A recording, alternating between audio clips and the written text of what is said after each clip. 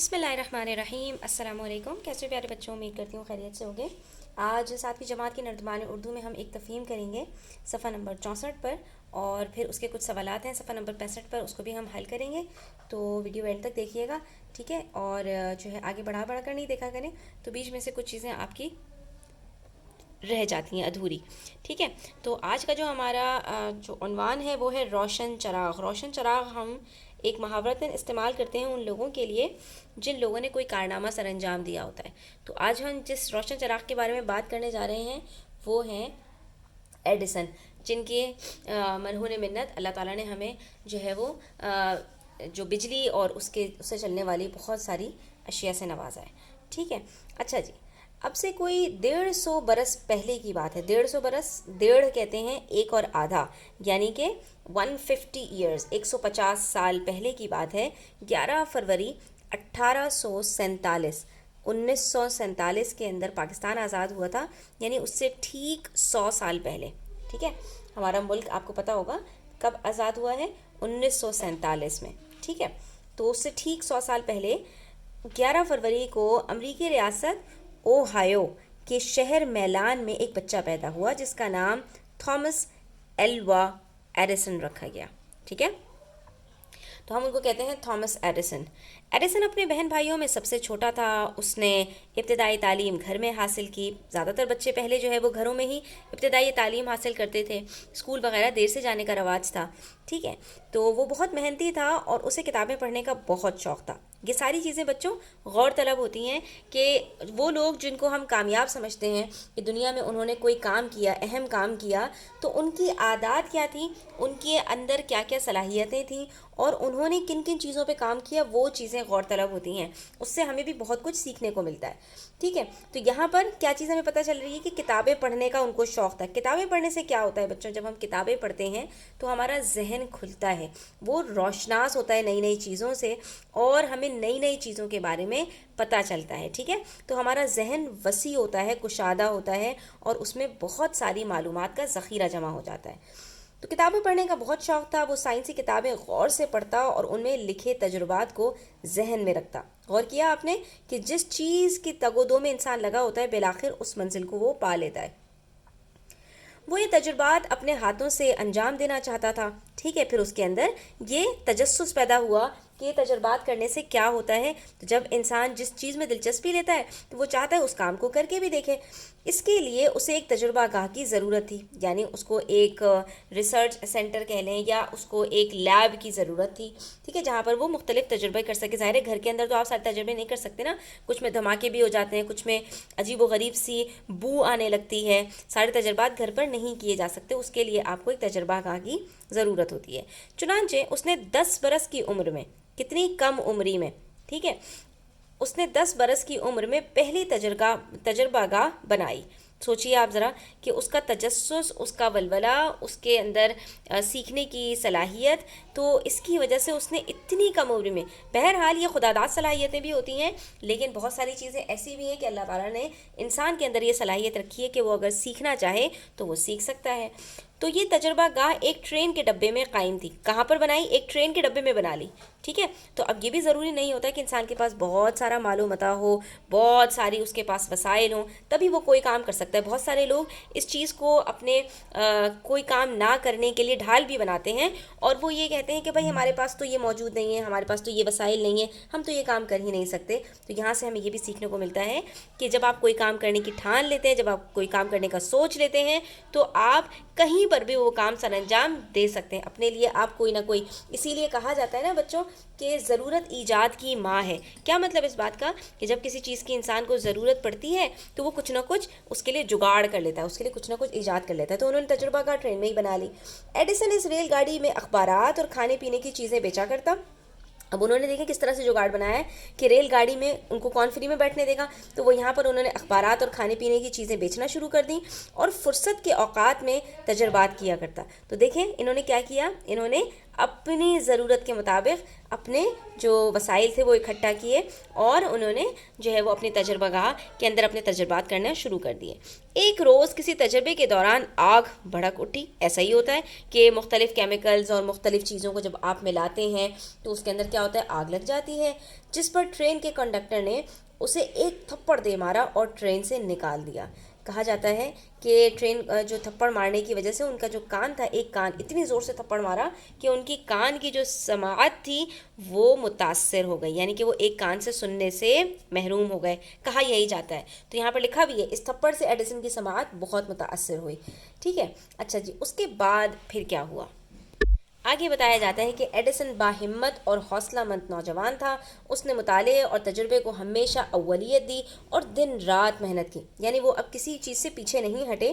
اس نے جہاں کہیں کام کیا وہاں تجربات کرنے سے باز نہیں آیا، یعنی جو کنڈکٹر نے ان کو تھپڑ مارا تو اس چیز نے ان کو تجربات کرنے سے نہیں روکا، ٹھیک ہے، اور کئی چیزیں ایجاد کیں۔ 1877 میں ایڈیسن نے فوٹوگراف ایجاد کیا، جس کے ذریعے اس نے اپنی آواز ریکارڈ کر کے اسے دوبارہ چلانے کا کامیاب تجربہ کیا۔ تو آج ہمیں یہ بھی پتہ چلا کہ فوٹوگراف نہیں، فونوگراف، فون کہتے ہیں آواز کو، ٹھیک ہے۔ تو ہم جو فون کا لفظ استعمال کرتے ہیں، ٹیلی فون، موبائل فون، تو اس کا مطلب کیا ہوتا ہے، جس کے ذریعے آپ اپنی آواز کا تبادلہ کر سکیں۔ تو یہ جو ہم آواز ریکارڈ کرتے ہیں یہ بھی ایڈیسن کو اس کا تمغہ جاتا ہے، ٹھیک ہے۔ اس ایجاد سے اس کی شہرت میں اضافہ ہو گیا۔ اس سے پہلے وہ ٹیلی گراف میں بھی جدت لا چکا تھا، یعنی وہ یہ بھی چیز ایجاد کر چکا تھا، ٹیلی گراف بھی انہی کی ایجاد ہے۔ اور اس کے بعد اس کی محنت اور تجربات کا سلسلہ جاری رہا اور آخر کار 22 اکتوبر 1879، ٹھیک ہے، 1879 کو ایڈیسن نے برقی تاروں کے تجربے کی بنیاد پر بلب ایجاد کر لیا۔ برقی، الیکٹرکسٹی کو کہتے ہیں برق، ٹھیک ہے۔ تو برقی تاروں یعنی الیکٹرکسٹی کے جو وائرز ہوتے ہیں نا، الیکٹرک وائرز، اس کے ذریعے انہوں نے بلب ایجاد کر ڈالا۔ یہ بلب 13.5 گھنٹے تک روشن رہا۔ یہ ایک ایسا روشن چراغ تھا جسے پوری دنیا نے حیرت سے دیکھا۔ یہ بہرحال ایک بہت جو ہے وہ زبردست ایجاد تھی، اور جہاں سے ایک چیز کی ابتدا ہوتی ہے وہ سب سے زیادہ اہمیت کی حامل ہوتی ہے۔ اس کے بعد تو بہت جدت آئی، اور آج تو اللہ جانے کس کس قسم کی لائٹ جو ہے وہ بنائی چلی جا رہی ہیں، لیکن بہرحال اس کا جو تاج ہے وہ ایڈیسن کے سر جاتا ہے۔ 18 اکتوبر 1931 کو 84 برس، یعنی کہ عمر بھی کافی طویل پائی، اور 84 برس کی عمر میں ایڈیسن کی زندگی کا چراغ گل ہو گیا، یعنی وہ دنیا سے چلے گئے، مگر وہ دنیا کو بلب کی صورت میں روشن کر گیا، یعنی ان کی زندگی کا چراغ تو گل ہو گیا، وہ تو بالآخر ظاہر ہے ہر انسان کو مرنا ہے، جانا ہے، وہ چلے گئے، لیکن دنیا کو وہ روشن کر گئے، ٹھیک ہے۔ تو آج ہم اس کی وجہ سے کتنا فائدہ اٹھا رہے ہیں، ورنہ پہلے کیا ہوتا تھا کہ سورج کی روشنی تک ہی آپ جو ہے وہ کوئی کام کر سکتے تھے، اس کے بعد پھر موم بتیاں اور ان سب کے اندر آپ کتنا کوئی کام کر سکتے ہیں، لیکن رات روشن ہونے کی وجہ سے اب ساری دنیا کے اندر جو کارخانے ہیں وہ دنوں رات چل رہے ہیں، اور لوگ اب اس سے فائدہ اٹھا رہے ہیں، ٹھیک ہے۔ اب ہمارے پاس جو سوالات ہیں اس کے سوالات کو ہم حل کر لیتے ہیں۔ تو بچوں، پہلا سوال ہے ہمارے پاس، ایڈیسن کب اور کہاں پیدا ہوا؟ تو ہمیں یہاں پر پوری تفصیل دی ہوئی ہے کہ 11 فروری 1847 کو امریکی ریاست اوہایو کے شہر میلان میں تھامس ایڈیسن پیدا ہوا، ٹھیک ہے۔ تو ہم اس میں کب کا بھی جواب آ گیا اور کہاں کا بھی جواب آ گیا، اتنا لمبا ہمیں جواب لکھنے کی ضرورت نہیں ہے، صرف ہم نے اتنی بات لکھنی ہے کہ یہاں پر ہمارے پاس جواب موجود ہے، آپ دیکھ سکتے ہو کہ 11 فروری 1847 کو امریکی ریاست اوہایو میں ایڈیسن پیدا ہوا، ٹھیک ہے، بس ہم اتنی بات لکھیں گے۔ اگلا سوال ہے، ایڈیسن کا بچپن کیسا تھا؟ اب آپ اس میں جو چاہے لکھ سکتے ہیں کہ ایڈیسن اپنے بہن بھائیوں میں سب سے چھوٹا تھا، اس نے ابتدائی تعلیم گھر میں حاصل کی، وہ بہت محنتی تھا، اسے کتابیں پڑھنے کا بہت شوق تھا، وہ سائنسی کتابیں غور سے پڑھتا اور ان میں لکھے تجربات کو ذہن میں رکھتا، وہ یہ تجربات اپنے ہاتھوں سے انجام دینا چاہتا تھا۔ تو یہ ساری باتیں اس کے بچپن سے متعلق ہیں، اس میں سے آپ 2 سے 3 جملے جس طرح سے چاہیں اس میں لکھ سکتے ہیں، ٹھیک ہے۔ اور اس کے بعد ہمارے پاس جو اگلا سوال ہے اس میں ہم سے کہا جا رہا ہے، اس کے جواب میں ہم لکھ سکتے ہیں کہ ایک روز کسی تجربے کے دوران ٹرین میں آگ بھڑک اٹھی، جس پر کنڈکٹر نے اسے ایک تھپڑ دے مارا، اس تھپڑ سے ایڈیسن کی سماعت متاثر ہوئی، ٹھیک ہے، ہم یہی بات لکھیں گے۔ اور اس کے بعد ہم سے پوچھ رہے ہیں کہ ایڈیسن کی کوئی سی 3 ایجادات کے نام لکھیے۔ تو ابھی ہم نے پڑھا یہاں پر کہ ایک فونوگراف تھی، ٹھیک ہے. اس کے بعد ٹیلی گراف تھی اور اس کے بعد پھر بلب. یہ 3 ایجادات کے نام آپ لکھ دیجئے جو کہ آپ کو یہاں پر اقتباس میں دیے گئے ہیں. اچھا اس کے بعد پھر ہم سے پوچھ رہے ہیں کہ ایڈیسن نے برقی بلب کا پہلا کامیاب تجربہ کب کیا؟ تو ہم نے پڑھا تھا کہ 22 اکتوبر 1879 یعنی 1879 میں کیا تھا. اور وہ کتنی دیر تک روشن رہا تھا؟ تو یہاں پر ہمیں انہوں نے یہ بتایا ہے کہ یہ بلب 13.5 گھنٹے تک روشن رہا. تو ہم یہ جواب پورا یہاں سے لے کے 22 اکتوبر سے لے کر پورا یہاں تک لکھ دیں گے. ٹھیک ہے، پورا یہاں سے لے کے یہاں تک آپ کا پورا جواب آ جائے گا. اچھا اس کے بعد آپ سے پوچھ رہے ہیں ایڈیسن کا انتقال کب ہوا؟ تو یہاں پر یہ لکھا ہوا ہے کہ 18 اکتوبر 1931 کو 84 برس کی عمر میں ایڈیسن کی زندگی کا چراغ گل ہو گیا. آپ چاہے تو یہ لکھیں، چاہے آپ اسی سوال کے جواب میں لکھیں 18 اکتوبر 1931 کو 84 برس کی عمر میں ایڈیسن کا انتقال ہوا. ٹھیک ہے. اچھا اس کے بعد ہم سے پوچھ رہے ہیں ایڈیسن کی زندگی سے ہمیں کیا سبق ملتا ہے؟ تو ہم نے دوران گفتگو اس بات کو ذکر کیا تھا کہ ایڈیسن کی زندگی سے ہمیں بہت سارے سبق ملتے ہیں. وہ کیا کیا ہو سکتے ہیں؟ تو اس کو ہم پیراگراف کی صورت میں لکھ دیں گے. تو ہم یہاں پر لکھ سکتے ہیں کہ ایڈیسن کی زندگی سے ہمیں مستقل مزاجی، یعنی کہ کوئی کام اگر آپ کر رہے ہیں تو یہ نہیں کہ 1-2 دن کیا اور چھوڑ دیا، بلکہ مستقل آپ نے کوئی بھی کام کرنا ہے تو مستقل مزاجی بہت ضروری ہے، جس کو ہم کنسسٹنسی کہتے ہیں. انتھک محنت، یعنی کہ بہت زیادہ کوشش اور بہت زیادہ محنت، جان نہیں چھڑانی، ٹھیک ہے، کام چوری نہیں کرنی، جی نہیں چرانا، اور مستقل آپ نے محنت کرنی ہے، دن رات آپ نے محنت کرنی ہے، اور کچھ کرنے کا جذبہ، ولولہ، لگن، شوق پیدا کرنے کا سبق ملتا ہے.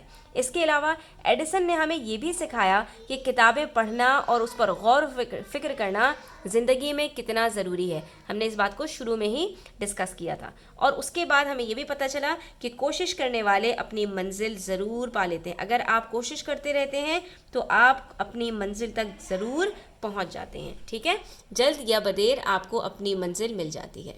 اس کے بعد ہمارے پاس اس کا آخری سوال ہے صفحہ نمبر 66 پر، جہاں پر چند الفاظ ہمیں دیے گئے ہیں. اس کا انگریزی ترجمہ کرنا ہے اور پھر جملے بنانے ہیں. تو سب سے پہلے ہم یہاں پر لکھ لیتے ہیں تجربہ گاہ لیبارٹری کو کہتے ہیں.